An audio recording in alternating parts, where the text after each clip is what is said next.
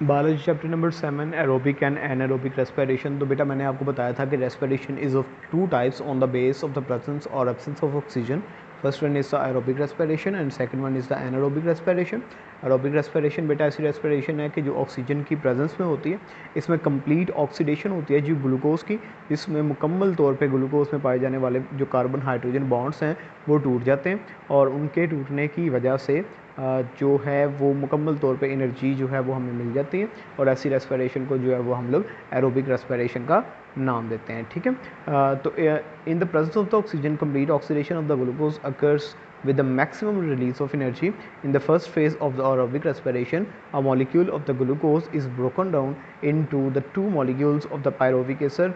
बेटा होता ये है कि स्टार्ट में सबसे पहले जो है वो ग्लूकोज का एक मॉलिक्यूल टूटता है और कन्वर्ट होता है जी into the two molecules of the pyruvic acids which have the 3 carbon. Glucose के पास 6 कार्बन्स होती हैं, वो दरमियान में से टूटता है, 3 कार्बन एक साइड पे हो जाते हैं, 3 कार्बन एक साइड पे हो जाती हैं। तो वो 3 कार्बन वाला जो मॉलिक्यूल है बेटा उसको हम लोग जो है वो पायरोविक एसिड का नाम देते हैं और इस रिएक्शन को जो है वो हम लोग ग्लाइकोलाइसिस का नाम देते हैं। याद रखना है बेटा आपने कि ग्लाइकोलाइसिस सेम इसी तरह से एरोबिक रेस्पिरेशन में भी होती है और एरोबिक रेस्पिरेशन में भी होती है, क्योंकि इस पायरोविक एसिड की फार्मेशन करवाने के लिए हमें ऑक्सीजन की ज़रूरत नहीं होती। ऑक्सीजन की ज़रूरत होती है हमें इस पायरोविक एसिड को आगे कम्प्लीटली ऑक्सीडाइज करवाने के लिए।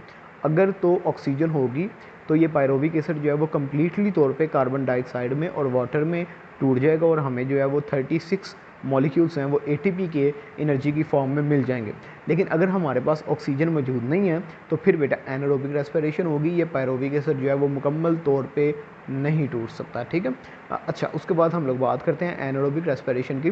तो in the absence of the oxygen glucose is incompletely oxidise with the less amount of energy release. ठीक है, तो मुकम्मल तौर पे ऑक्सीडाइज नहीं होता। ऑक्सीडेशन क्या होती है ये हम लोग कम्प्लीटली पढ़ चुके हैं मेरा ख्याल है केमिस्ट्री में, तो यहाँ बताने की मुझे ज़रूरत नहीं है। तो ग्लूकोज से बेटा वो मुकम्मल तौर पे नहीं टूटता, एनर्जी मुकम्मल तौर पे रिलीज़ नहीं होती। In the anaerobic respiration the first phase is exactly similar to that of the aerobic respiration. पहला फेज़ जो है वो मुकम्मल तौर पे सेम होता है, वैसा ही कि जैसा कि एरोबिक रेस्पिरेशन में होता है कि एक मॉलिक्यूल ग्लूकोज का 2 पायरोविक एसिड के मॉलिक्यूल्स में टूट जाता है। A molecule of the glucose is broken down into the 2 molecules of the pyruvic acid, but in the second phase pyruvic acid is not completely oxidise. ये बेटा completely oxidise नहीं होता due to the absence of oxygen. It is transferred into the ethyl alcohol और lactic acid.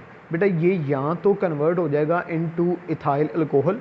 अगर ये ethyl alcohol में convert हो गया तो फिर इसको जो है वो हम लोग अल्कोहलिक फर्मेंटेशन का नाम देते हैं, और अगर ये लैक्टिक एसिड में कन्वर्ट हो गया तो फिर इसको हम लोग लैक्टिक एसिड फर्मेंटेशन का नाम देते हैं। ठीक है, ये दोनों फर्मेंटेशंस बेटा हम लोग अपनी लेबॉर्ट्री के अंदर करवा रहे हैं आजकल, और बहुत ज़्यादा बैकरी एटम्स हैं उनकी भी फार्मेशन करवा रहे हैं by the lactic acid fermentation and alcoholic fermentation, और उसके बाद इथाइल अल्कोहल जो है बेटा उसकी भी फार्मेशन करवा रहे हैं। ये बेसिकली जो है वो यीस्ट वगैरह में और बैक्टीरिया वगैरह में जो है वो होती है। ठीक है, अच्छा तो उसके बाद फिर उसने बताया बेटा कि इसकी 2 टाइप्स हैं जी, alcoholic fermentation and lactic acid fermentation. ठीक है, तो अल्कोहलिक फर्मेंटेशन जो है ये उसने बताया बेटा कि it occurs in the bacteria, yeast etcetera. जब हम लोग हायर क्लासेस में जाके पढ़ते हैं तो वहाँ पे हमें पता चलता है बेटा कि अल्कोहलिक फर्मेंटेशन बैक्टीरिया में नहीं होती, अल्कोहलिक फर्मेंटेशन जो है वो सिर्फ और सिर्फ यीस्ट में होती है। ठीक है, in this type of the anaerobic respiration इसमें होता ही है बेटा कि पायरोविक एसिड का जो एक मॉलिक्यूल है वो फर्दर उसकी ब्रेकडाउन होती है into the alcohol and carbon dioxide, वो अल्कोहल में और कार्बन डाइऑक्साइड में बेटा कन्वर्ट हो जाता है, और इस प्रोसेस को बेटा हम लोग इस्तेमाल करवाते हैं for the formation of ethyl alcohol. और यहाँ से निकलने वाली जो कार्बन डाइऑक्साइड है ये ब्रेड वगैरह और बन वगैरह ये जो बेकरी आइटम्स हैं हमारी, इनको बनाने के लिए इस्तेमाल की जाती है। ठीक है, तो पायरोविक एसिड याद रखिएगा यीस्ट में होती है। अगर आपको MCQ आता है तो सारी बात आपकी बुक में लिखा हुआ है, तो आपको ये भी लिखना पड़ेगा कि ये बैक्टीरिया में भी होती है। ठीक है, लेकिन हायर क्लासेस में जाके आप लोग पढ़ेंगे कि ये बैक्टीरिया में नहीं होती। तो इसका यूज़ क्या है ये मैंने आपको बता दिया कि इथाइल अल्कोहल जो है इसको इस्तेमाल करवाया जाता है for the formation of the alcoholic fermentation, जो इसको इस्तेमाल करवाया जाता है for the formation of the ethyl alcohol and bakery atoms from the carbon dioxide. उसके बाद है जी लैक्टिक एसिड फर्मेंटेशन। तो बेटा लैक्टिक एसिड फर्मेंटेशन 2 जगह पे होती है। एक तो ये हमारे मसल्स में भी होती है, हमारे मसल्स में ये किसी माइक्रो ऑर्गेनिज्म की वजह से नहीं होती, जबकि ये बैक्टीरिया के अंदर भी होती है। जो हम लोग योगर्ट खाते हैं बेटा, दही खाते हैं, वो दही की फार्मेशन जो है ना वो इस लैक्टिक एसिड की इस फर्मेंटेशन की वजह से करवाई जाती है कि वहाँ पे दूध मौजूद होता है, दूध के अंदर ग्लूकोज होती है, उसमें हम लोग बैक्टीरिया छोड़ देते हैं, जो जाग वगैरह लगाते हैं दूध को हम लोग, उसमें बैक्टीरिया मौजूद होते हैं बेटा। तो वो बैक्टीरिया जो है वो उस दूध को खाना स्टार्ट कर देते हैं इन दी एब्सेंस ऑफ ऑक्सीजन। अब ऑक्सीजन हवा में तो मौजूद है, लेकिन वहाँ पे जो बैक्टीरिया हैं बेटा वो उस ऑक्सीजन को यूज़ नहीं करवा सकते, तो वो क्या करते हैं, पायरोविक एसिड को लैक्टिक एसिड में कन्वर्ट करते हैं और हमारा योगर्ट जो है वो बन जाता है। इसीलिए जो है वो दही खट्टा होता है due to the presence of lactic acid.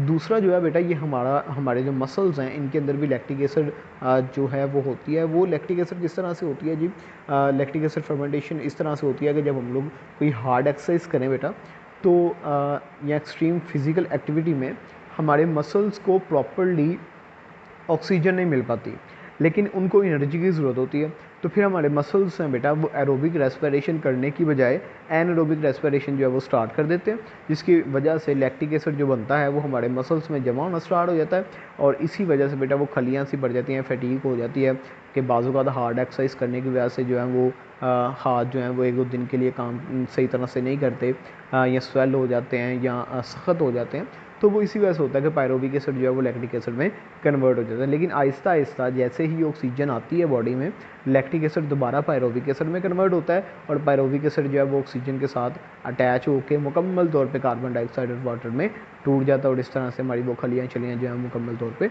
ख़त्म हो जाती हैं। तो यहाँ पर अब आपने जो है वो ये पूरा long question right A note on respiration and types of the respiration, ये लॉन्ग क्वेश्चन